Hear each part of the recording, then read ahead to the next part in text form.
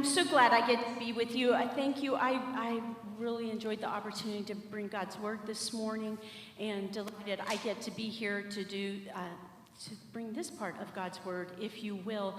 I did this presentation with the council, the whole of the council at council retreat a few weeks ago, and asked if I would come back to share these recommendations that we are making with you.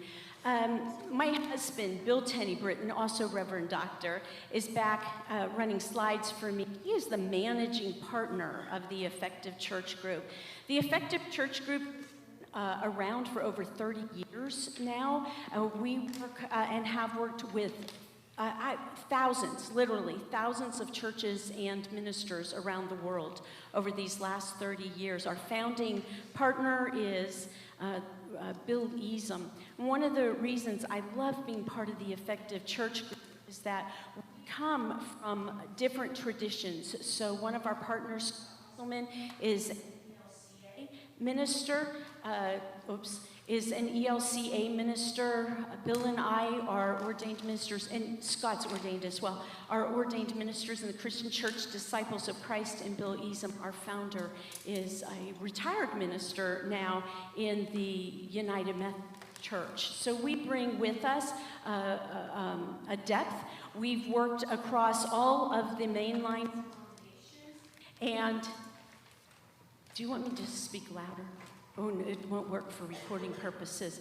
And so I should point up out here, so that is me. And that's pre-COVID hair. So, COVID, it kind of grows. And Bill E. in the green, my husband, Bill, if you hear me call my Bill, that's my Bill. And Bill E. is Bill Easum, Scott Musselman. Behind, that's our children back there. It's kind of an old picture as well. Between us, we have 5 children and 8 grandchildren. Yes. We live in Columbia, Missouri. I mentioned that before, where our daughter and son, both of whom are adults in their 30s, live with us. And one of the reasons we stay in Columbia and not in our beloved Washington State near the coast is because our grandbaby boys live there. So that's where we are. What else? Sheepdogs. We are fur parents, so we have 4 Old English sheepdogs. 3. Now we have 3. One passed away in July, and some of us will say, but she lived to 12 and a half years old, so she lived well past her life expectancy. And then Bill and I have done a lot of work together over these years, and one of those is Church Talk. And you could go up online and look up churchtalk.tv. It doesn't have a dash in it, though, does it? No. So it's one word, churchtalk.tv, and you will find quite a few episodes of Church Talk that we did, and we're getting ready. Actually, the first of the year, we'll start generating new episodes of that. We talk about anything and everything church, and to tell you that we love Jesus, we love God, we are sold out to the church, and we know that the church is God's instrument here on earth, and that our responsibility in the church isn't to relieve suffering or poverty, it's to introduce people to Jesus, to help raise them, give them the tools so that they then can be part of changing the world. So we say that instead of the church being there to change the world, we're to change lives that will then change the world. So that's part of what we bring in with us. Do I need a battery issue?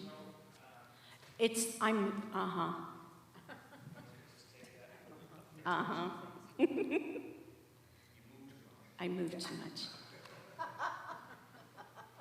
I talk with my hands. Somebody tried to tie them once and I was mute. Don't tell my husband that, though. Our work with you all started last spring, actually, and some of you, and hopefully all of you, took the opportunity to complete some surveys that we had distributed. And what we have done then with that, we have completed and analyzed those surveys and a lot of other information, demographic information in particular. So we've completed and analyzed that information and begun with your ministry audit. We met with Pastor Doug, with staff members. We interviewed council members. We've spoken to your executive council members to learn more about who you are and hopes and dreams and really who you are. I mentioned this morning that our approach is that we look at where you are, where God may be calling you to be, and help you build the bridges to get there and provide you with the support to do that. We don't have a one model fits all, or we don't go to each church and say, well, you have to do this, and that. There are definitely pieces that have to be in place. I mean, churches have to have worship. We have to have outreach or missioning. We need to have ministry. That's how we minister to one another within the church. We need to have discipleship, which is also known as Christian education, but discipleship takes us one step deeper, and I'll say more about that in a moment. So we've spoken to you all and have looked and have considered what's realistic for you, what might be some pieces for you to consider, and how can you become the church that God is calling you to be. Our two words, grounding words here, are sustainable and effective.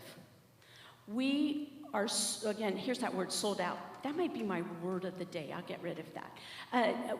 We are committed to helping churches be sustainable and effective.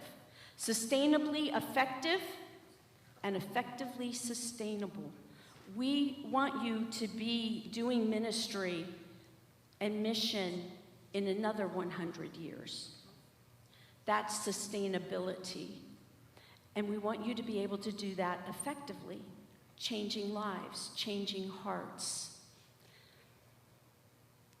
So we want to take a closer look at three of the pieces that we discovered about you. And the first one is your average worship attendance.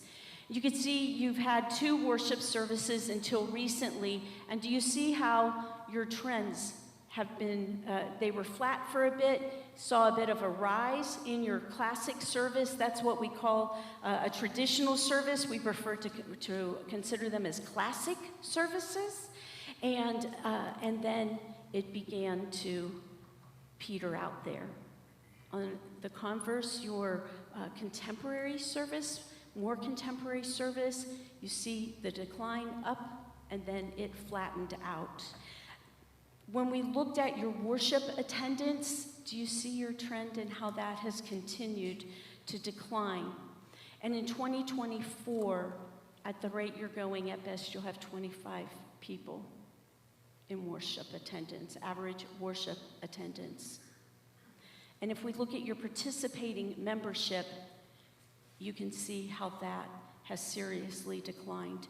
Not recently, right? It did a little bit of evening out there, but you're always growing or declining. There is no such thing as plateau in the long run.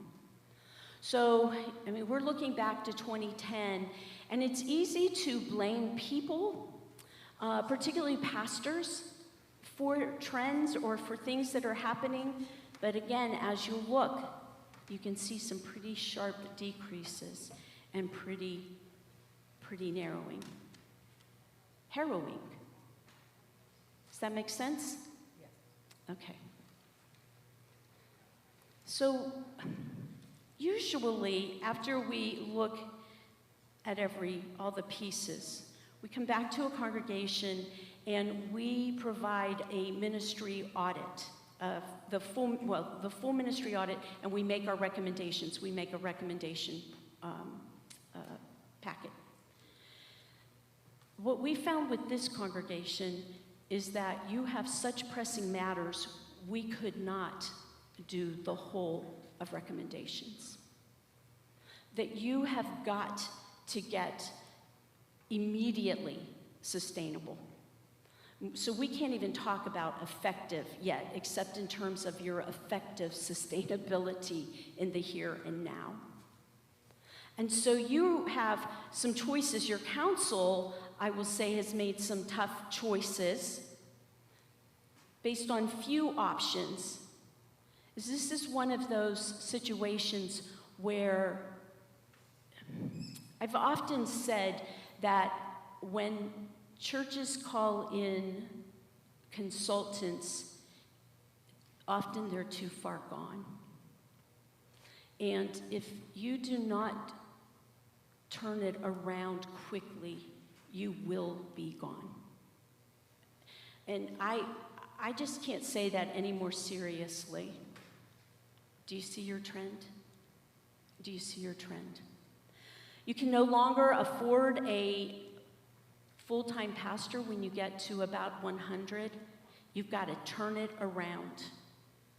So where are we now? We're in 2020. William, can you shoot that? Oh, you don't have an arrow there, do you? A cursor. That's a fly. Look, the fly is helping me. In 2019, you had, take me up 2020. So your average worship attendance, if I remember this correctly, is about 75. Right? You're in critical position. And what's saving you right now is COVID. Is COVID. Being out of the building has saved you money. Not providing communion every Sunday is saving you money. Not being in the building all the time is saving you money because of your utilities being down. You're in serious shape. So all that in mind, these are the recommendations that we bring you. The first is you've got to clarify your mission and vision. It says mission, but it's clarify your mission and vision. The mission is why you exist. And this is capital M mission. You have small m mission, which is that work that you do. And I think I just said this, but if I didn't, I'm repeating. Mission is what we do outside our doors. Ministry is what we do inside our doors. So when I talk about mission, that's how you are reaching outside and you are changing hearts in your community. Big M mission is the reason you exist. You've got to clarify your mission, why it is you exist. And then you have to clarify your vision, which is what you're doing to fulfill your mission. So your mission is why you exist, your vision is what you're doing to fulfill your mission, further your mission, and your vision has to be measurable. You have to be able to measure whether or not you're fulfilling your vision. So mission, believe it or not, mission, every church has the same mission. And that's that Christ has called us to invite people to meet him. I'll add introduce, to invite and introduce. To connect people. You connect with them yourself, but then you're also connecting them to Jesus and God, right? And then to disciple them, that's that next step in connection. You're discipling. And this is where it's more than Christian education. Christian education is head stuff. Right? I can tell you the names of the New Testament in order. Please don't ask me to do the Old Testament in order. It's that head stuff. Discipleship is the heart stuff. It's that relational connection stuff. It's behavioral. So I can watch somebody and I can tell you whether they're a Christian or a disciple. And Jesus didn't call Christians, right? He called disciples. Are you behaving the way Jesus teaches us to behave? That's discipleship. And then the fourth part of his mission was to go. Now, quite clearly, that's the Great Commission. Some of you may recognize that. It's in the New Testament book of Matthew, Matthew chapter 28. Somebody once told me that it wasn't his dying wish, but it was his last wish to us. And if somebody made a dying wish to you on their deathbed, wouldn't you do your best to try to carry through on that desire, on that wish? And Jesus's was this great commission: go out, invite people to know me, connect with them, teach them everything I've taught you, and then go back out and invite more. It's this cycle, a cycle. So your mission is really quite clear. You invite, connect, disciple, and go. You also have to clarify your vision. And as we looked at your neighborhood, your demographics, as we looked at you as a congregation, we proposed to the council that your vision could very possibly be cultivating lives for God. It brings in that it's given that people are coming in, you're inviting, and you can't just sit back and expect people to show up at your church, right? You have to invite them to come. And there are all kinds of different ways. And when we get to the second part of all of this in the spring, we have all kinds of ideas and thoughts and tried and true practices that we are going to teach you. For now, we're looking at how are we going to cultivate those lives. And quite honestly, I'm going to step on toes. I used to apologize if I'm stepping on anybody's toes, but I don't apologize anymore. Some of you are just Christians and not disciples, and your lives are needing cultivating, okay?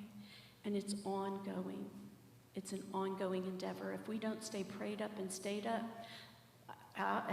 then we end up being merely Christians and not being the disciples that God creates us to be. I'm not pointing fingers. I'm just telling you the way it is. But you notice, you've heard that when you point a finger, 3 of them come back at you. I know of what I speak. To cultivate lives for God, you will adopt this mindset. Every leader is a disciple maker. If you are in any type of leadership, you will be discipling people, apprenticing people. You'll be walking with people so that they will move from being Christians to being disciples as well. And part of discipling is that you're going to help them disciple others. All of this keeps going and going. You never arrive. Every member then is engaged. Every member is repeatedly invited, and you could get to the point where every member is expected to become and be a disciple maker. And every week, you'll welcome new guests. A vision is meant to be lived into and lived out. Every ministry that you will develop will be based in your vision. And so as you're developing ministries and missions, you will ask, is this developing disciple makers? Is the leader of this ministry or mission a disciple maker? If not, they are not in leadership in that position. Is every member engaged? At the end of the year, you will measure how you're engaging every member of the church. That's a high order, isn't it?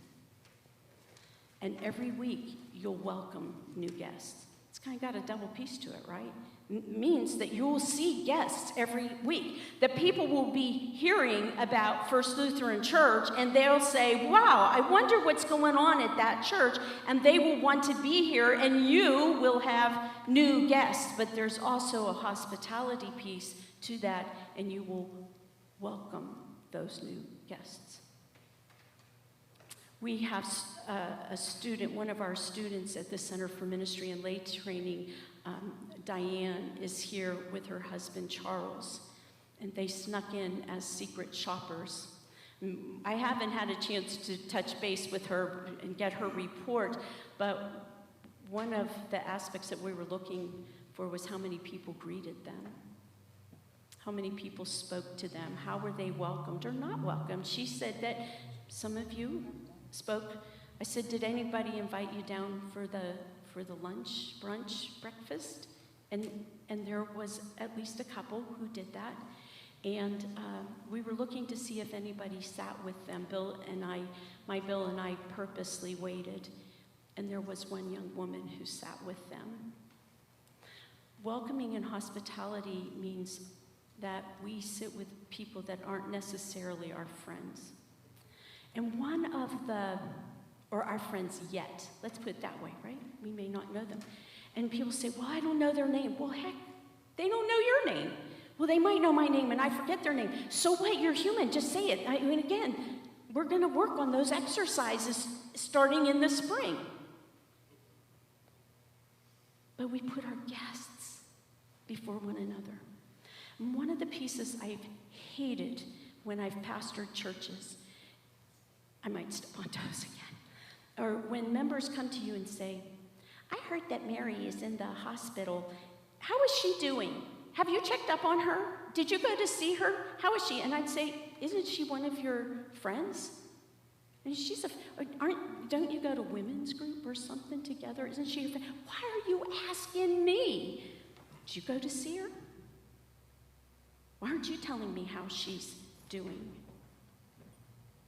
So we don't treat ourselves really well all the time. And trust me, I don't think any of you in this room right now, I don't think any of you don't know that there has been a lot of problems with neighborliness in this church, right? So I know that there has been strife and there has been antagonism, and I'm just calling it out because there is no room for that in the church. And people can smell conflict. They see conflict. They know it's there. And the people who come to your church that don't mind the conflict, you do not want them because they're either going to continue to feed it or they thrive on it. And the ones that you would want to stay here, they're going to be out of here in a heartbeat.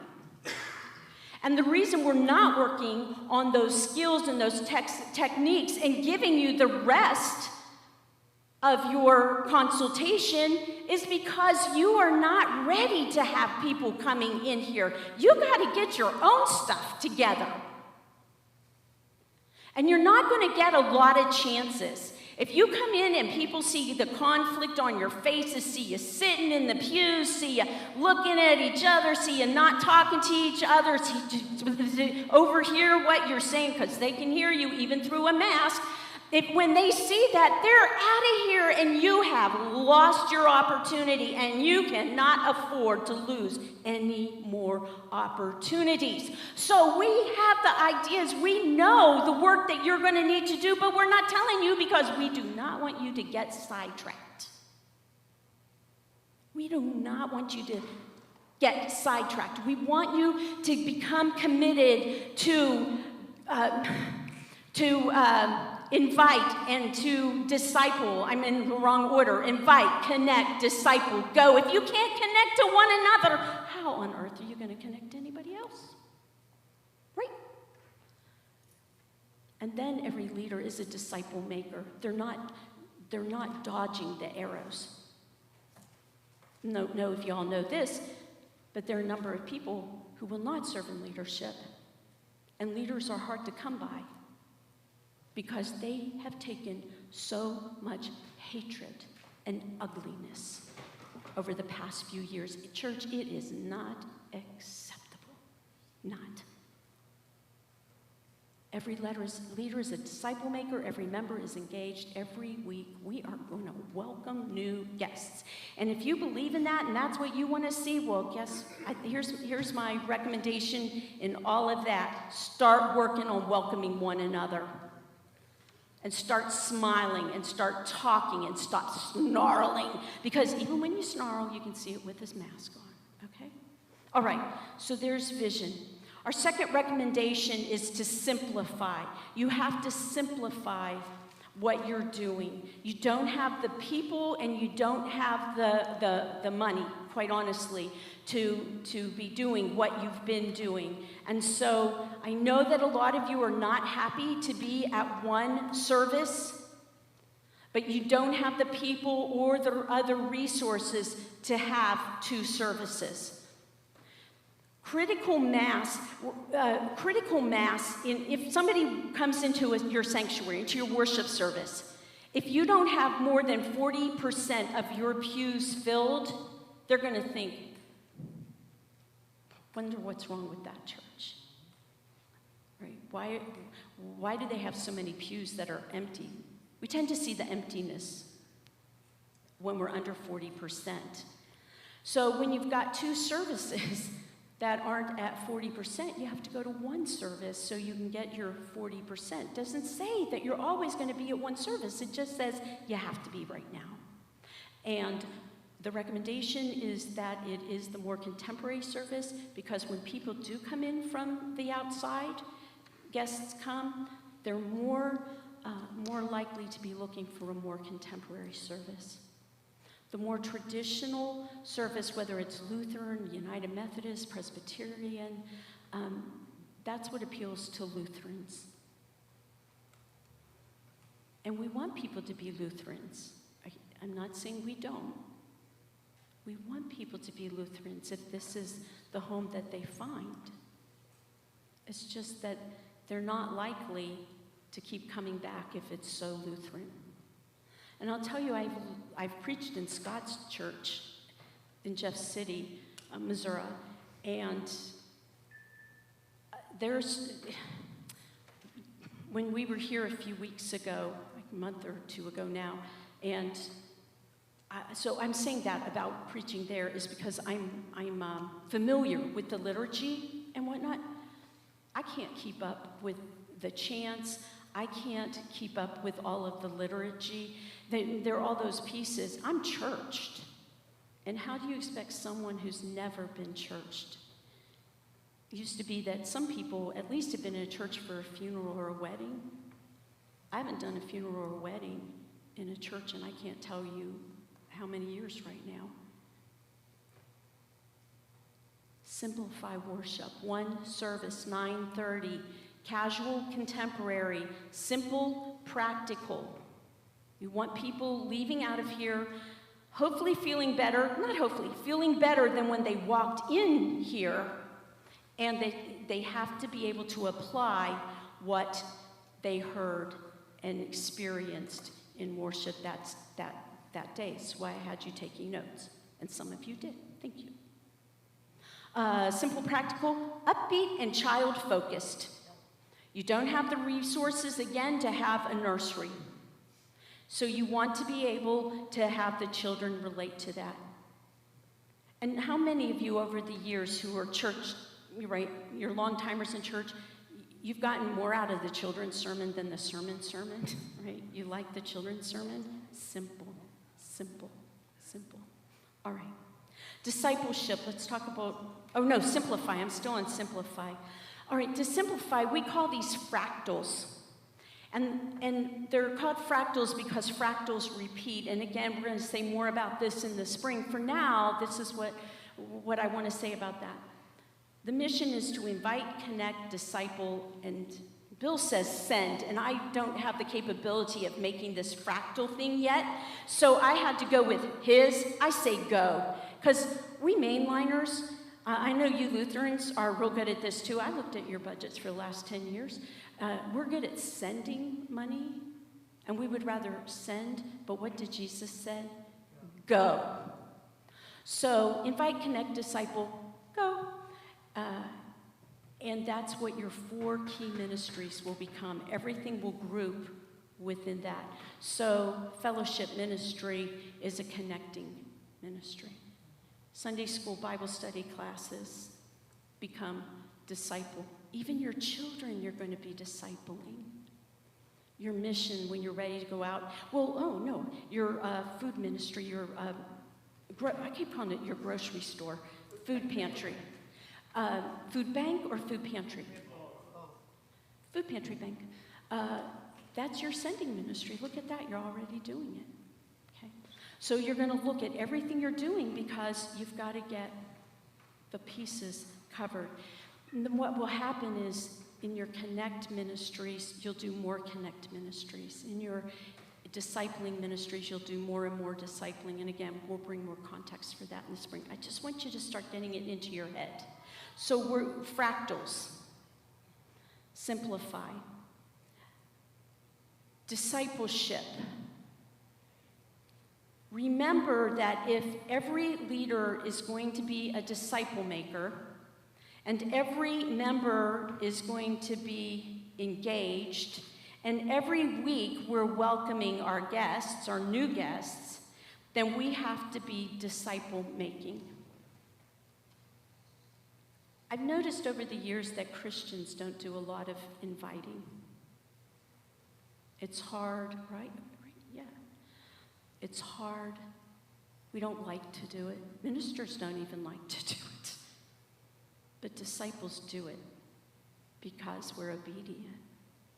It's what Jesus tells us to do. So we talk about discipleship. Remember, it's not the head stuff, it's the heart stuff. It's about how we change, how we not just behave, but how we live our lives. So we start one-on-one, what we do to one-on-one with somebody else. And what we provide you are journey groups. And the council already have been given partners. You thought I forgot, didn't you? So they've been partnered together to do this process. And Diane, do you have those? Diane has the brochures, and she's going to come by. I don't know what I did with mine. Is that I should have asked you. Yeah, Diane's got the brochures on the journey groups and how they work. The council will be starting those post-haste. And in doing that, then they'll be inviting others of you to be part of a journey group. And then you will be inviting people to be in a journey group. We're going to keep multiplying, keep multiplying, keep multiplying. I will tell you, you may look at that and say, that's crazy. The first time Bill and I saw that 20 years ago, that's what we said, this is crazy. Disciples and mainliners don't do this. Guess what? All of this stuff works. And we've watched, and for mainliners, disciples and Lutherans too. And we've watched churches started using journey groups. Because if you'll do them, they will, more and more people you'll touch. And eventually your people in your community, you'll be inviting to be part of a journey group. They may not even come to church, but they can be part of a journey group and come in that way. So one-on-one journey groups. Know that your leadership, right? We're starting with leadership. They're on board. The next part of discipleship are small groups.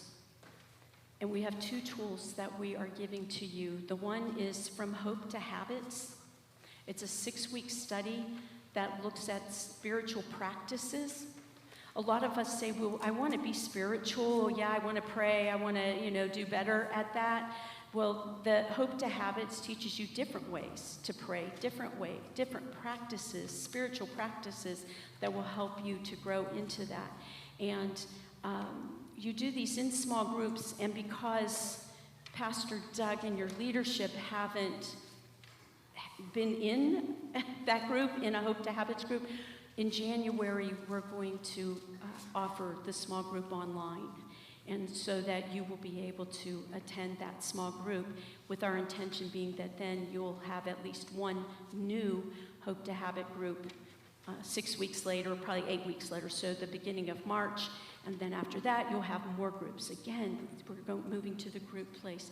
The other is the Shalom experience, and that, again, talks about habits, some of spiritual habits, but it covers even more ways of praying. It talks about healing. It talks about giving, missioning, evangelism, all of that is covered in 12 weeks. And again, when that time comes, we'll offer that online as well to raise up leaders in your congregation that you can offer that to. And we do that because some of us don't know that who've been in this church.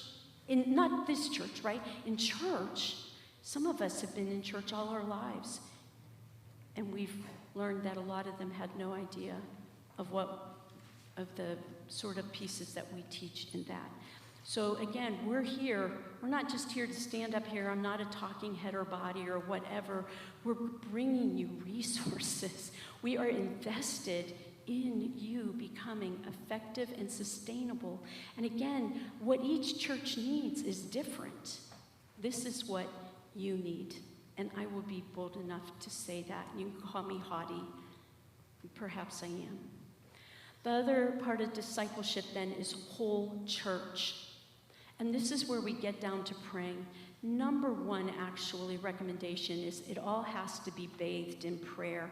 Whole church is praying weekly, monthly, seasonally, and with fun, annually, seasonally, and even making it fun.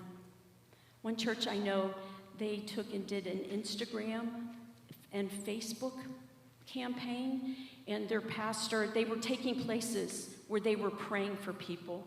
And one pastor had, the pastor there was afraid of heights, but he went up on top of this huge, massive church and shaking, and he is doing live Facebook, and he said, "Some of you know how I feel about heights, but I've been praying for the city, and what better way to pray for them but to look over." Fun. So people are doing that. So there are ways to pray and have fun. But a prayer focus. Get your children to write prayers every month.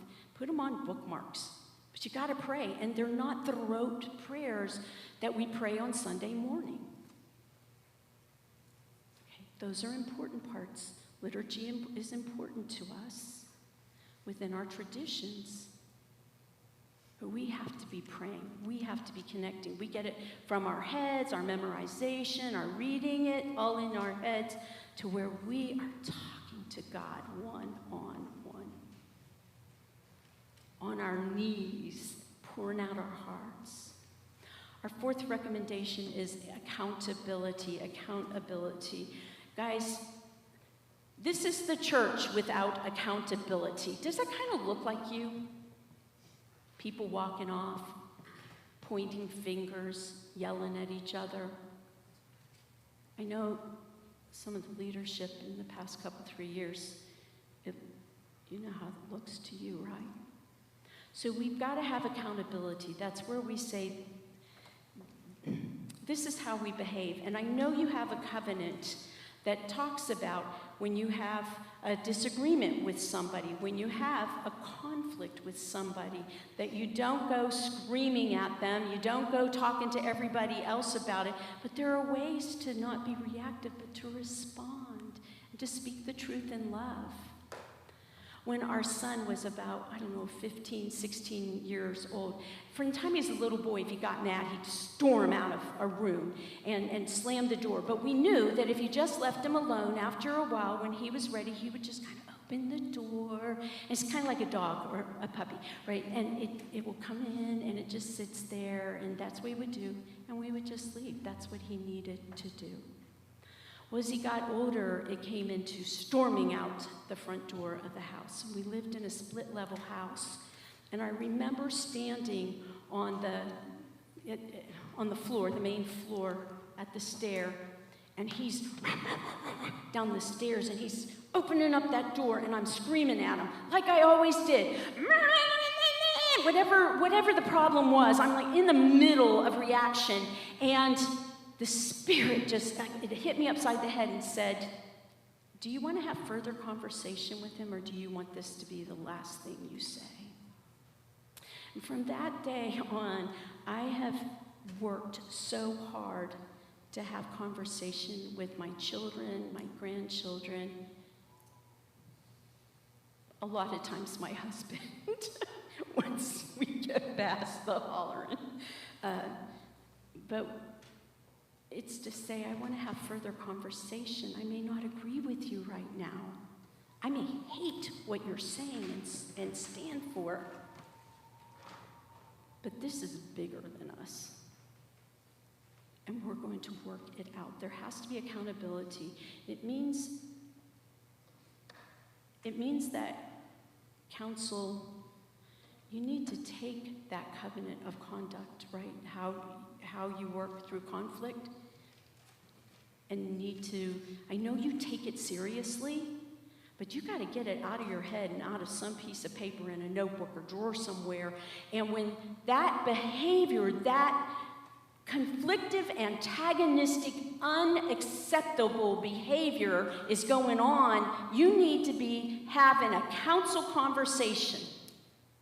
And folks, I don't know, I know Diane and a few of you, I know counsel, but I don't know the rest of you that are in this room today. But if you're an antagonist and if you have been reactive and being ugly and not even acting like a Christian, let alone a disciple, you better just be prepared to get hauled in somewhere.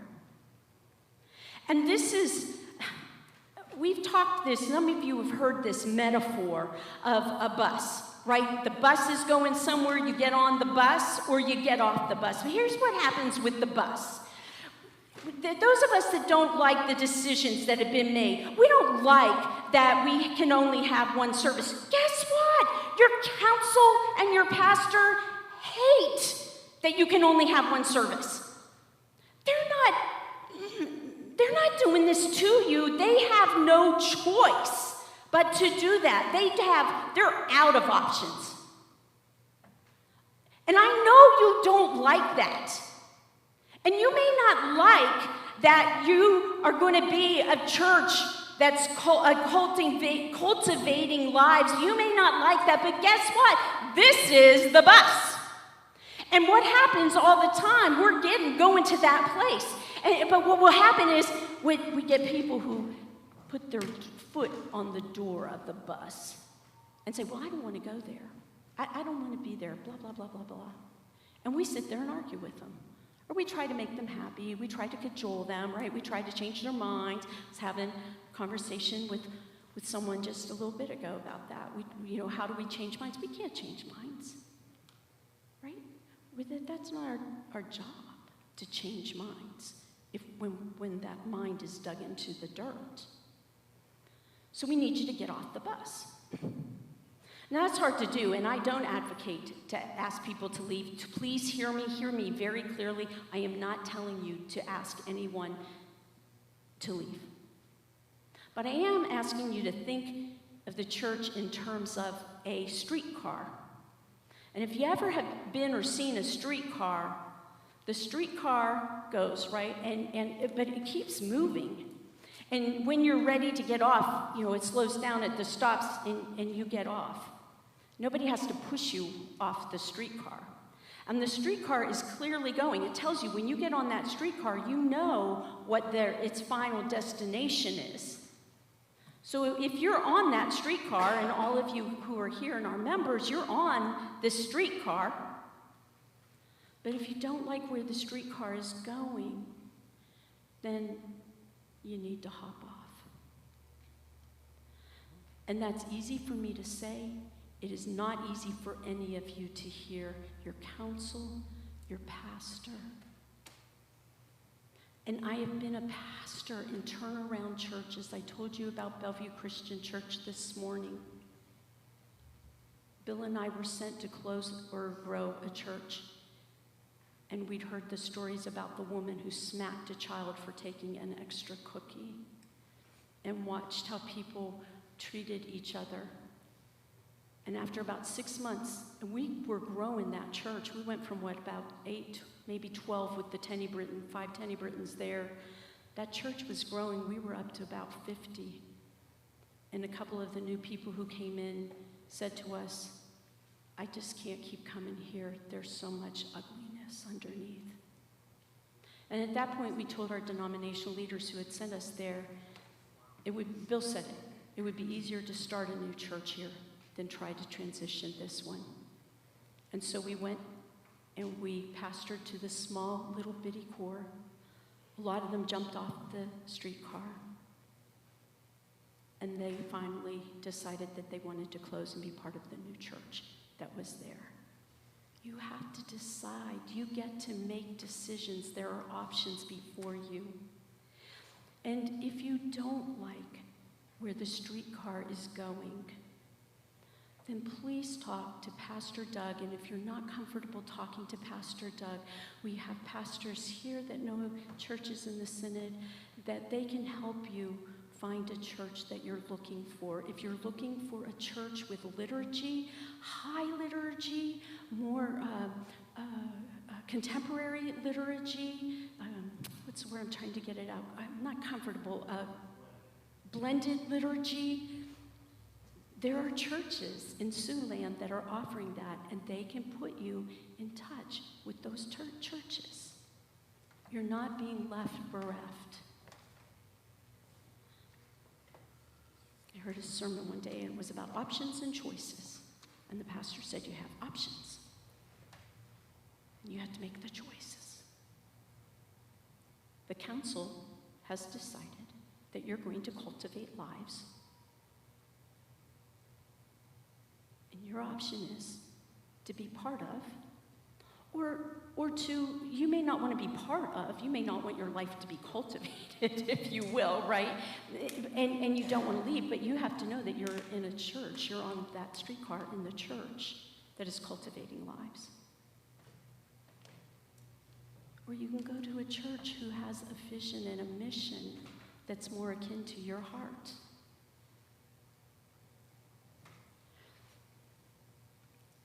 Accountability. The journey groups will build accountability in for you. If you were to look, one of the pieces, not options, but one of the, what is it? Panels, the back panel, I think it is, of the journey groups. When you meet in your one-on-one, you ask each other questions. They're accountability questions. So that's helping you in growing as a disciple, right? Either growing into or growing as a disciple. Small groups are going to be another place because they will be sold out to discipleship. So in your small groups, there will be an accountability. Are you going to come to small group or not? Right? Are you investing in small group or not?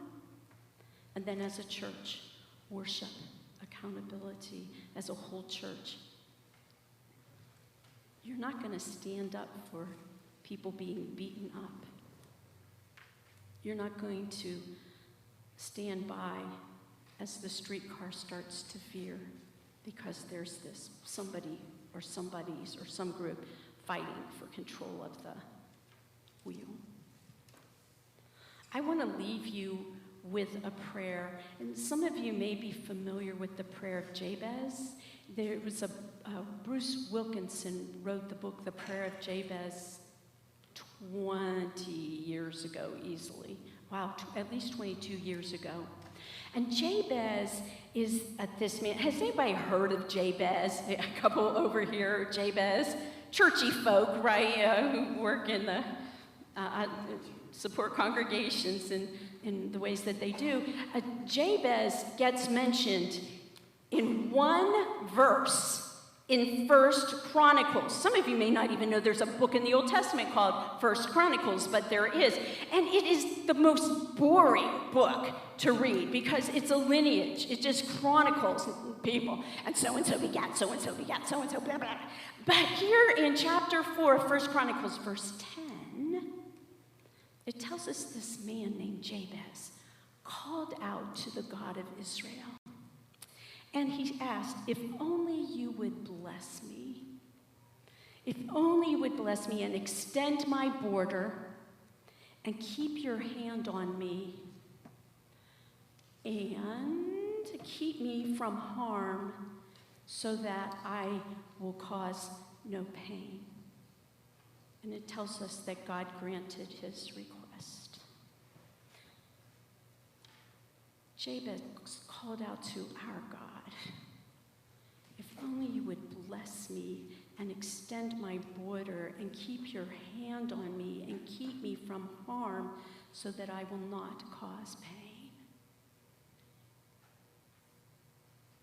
Bruce Wilkinson says it's amazing what happens when you pray that prayer, and I'll tell you what, this is another one of those fantastical kind of pieces when you hear this or you read it and you think, yeah, right, this is all cruddy. It's crap. What are you talking about? It's not. Oh my gosh, it is so possible. When we extend our territory, it means increase our influence. Like take us out beyond the doors of this church. Give us all the resources. Put the right people in our midst, and not just our midst. We're praying this, each one of us, saying, God, extend my territory. Bring the people in front of me. Give me a divine appointment today so that I can invite them.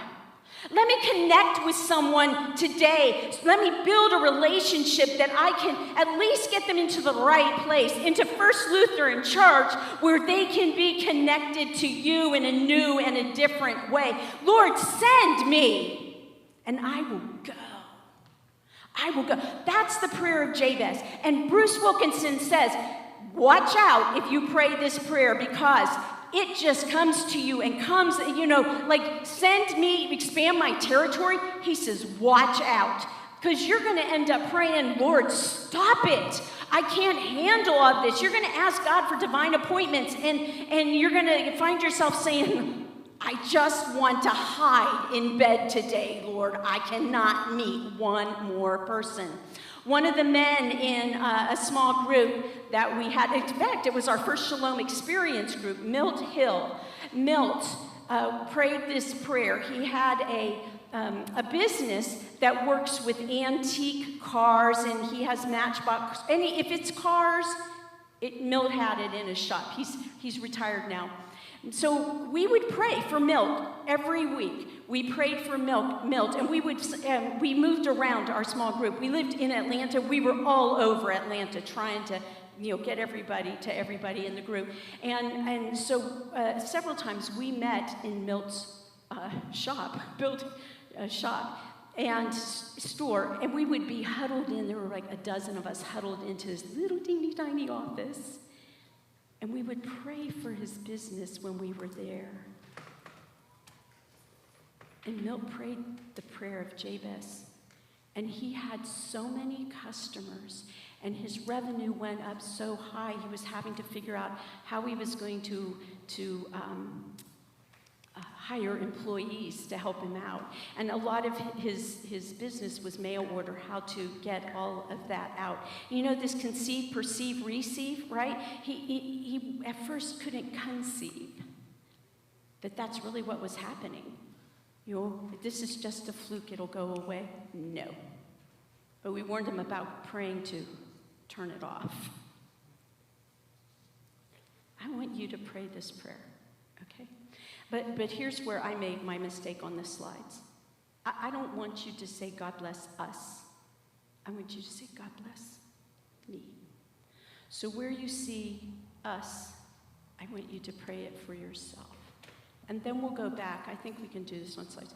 Then we're going to go back and we'll pray it for us as a church. All right? God, bless me.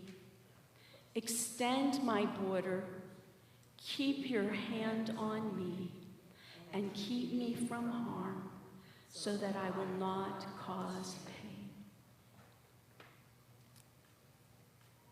God, bless us. Extend our territory. Keep your hand on us and keep us from harm so we can cause no pain. Bill and I are going to pray that prayer for you.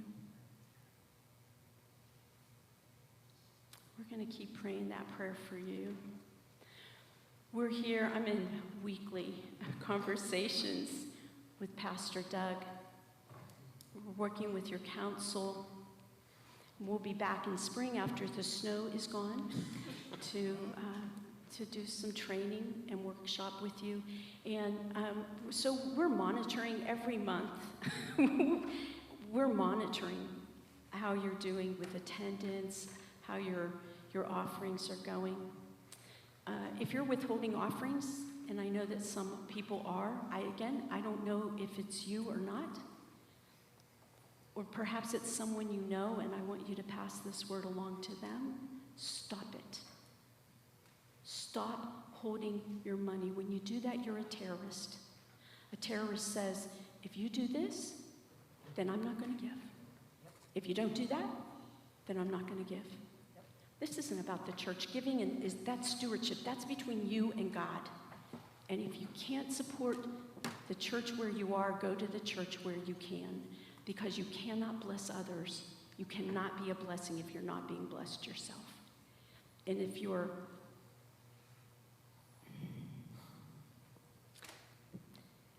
furious, if you're finding yourself reactive, if you find yourself obsessing on this stuff, and again, I know this so well. I've prayed for God to smite people. I kept saying, God, do like Moses did. I know Moses, I thought it was the Moses prayer, smite them. And then I realized it was God who wanted to smite them, and that Moses wanted to be there on their behalf. And I knew it was time for me to step out of the way. God doesn't call us to be anything less than a blessing. So if you're not being blessed, please go where you will be blessed so you can be a blessing. The church needs your gifts. We could be here talking about your demise and how to get rid of your building and disperse your assets and where else you could go. We see hope in you. We see a future with possibilities. But you've got to step up and do it. Don't wait down the streetcar if it's not the streetcar you want to be in. Amen.